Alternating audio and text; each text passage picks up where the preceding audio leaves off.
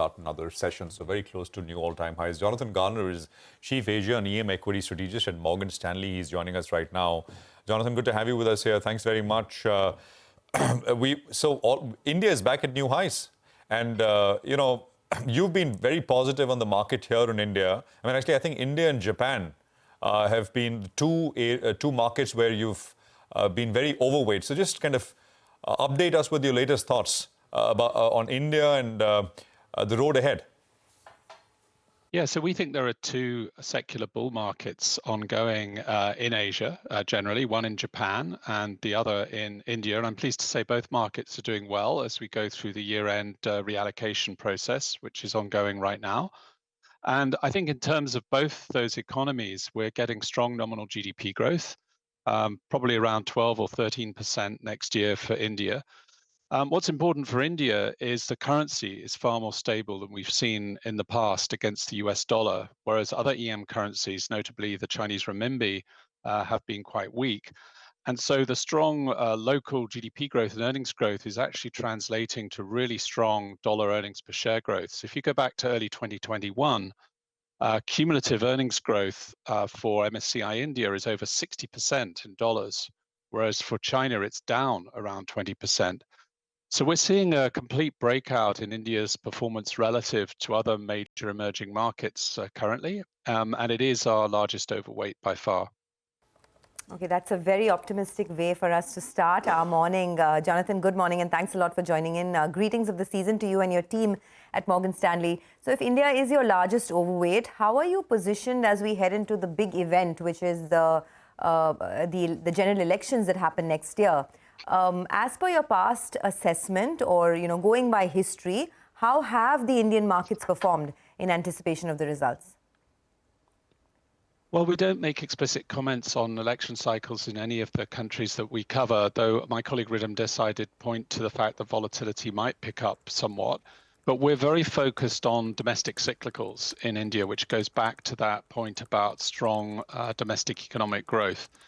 So if you look at the stocks that we have in our focus list, we have names like Reliance Industries, Larsen & Toubro, Maruti Suzuki, and you were just covering the banks. In our case, we have ICICI Bank, and that's very different in terms of the mega cap exposure to, domestic growth across the board in India.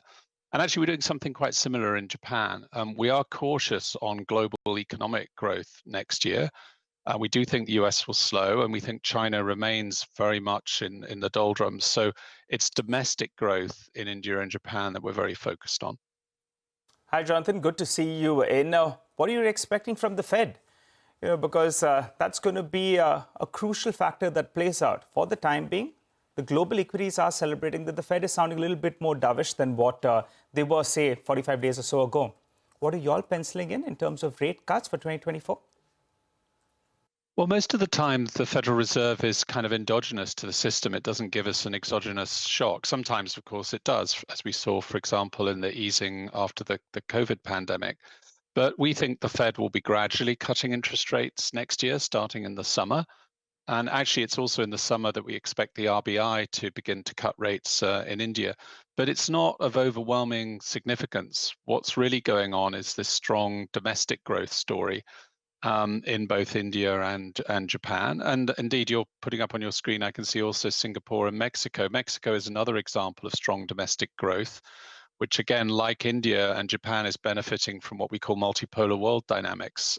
All of those three are significantly improving in terms of inward foreign direct investment. And again, that's a feature of the world as people are looking to invest more outside of China in the corporate sphere. The outreach from Chinese President Xi when he was in the US earlier this month, and we've seen some action back home in China after that visit, allowing more FDI in certain services sectors, and that MasterCard joint venture, etc. Will that help in that sense to repair relations with the rest of the world?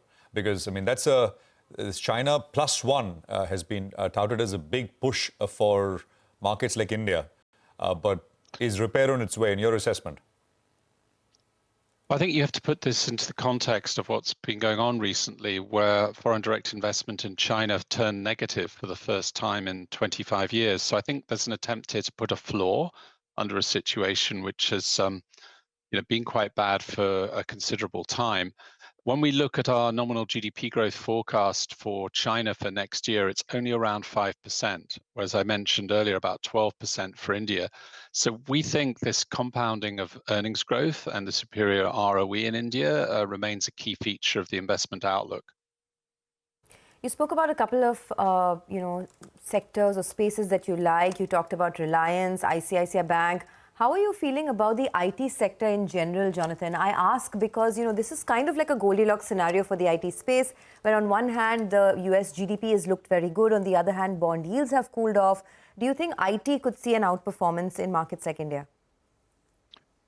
Well, you're right that when yields come down, that typically helps higher valuation stocks. However, there are question marks over the US economy into next year. And typically, the sector actually is a kind of a currency hedge sector in the sense of international earnings. And I mentioned that the rupee has been strong, and we think it remains strong next year. And in addition, we have the new AI thematic.